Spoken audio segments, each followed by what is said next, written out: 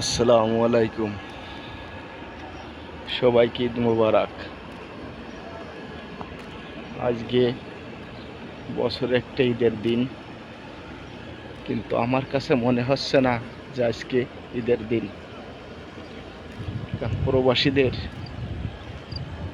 ঈদ বলতে কিছু নাই।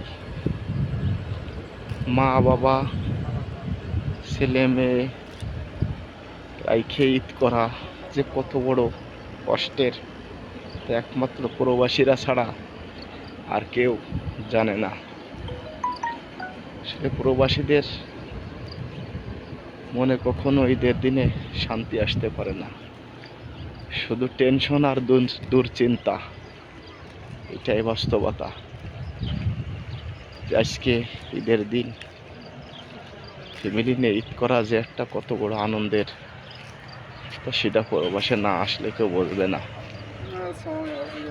প্রবাসীদের ঈদ মানে শুধু কষ্ট আর দুঃখ আর যন্ত্রণা ছাড়া আর কিছুই নাই।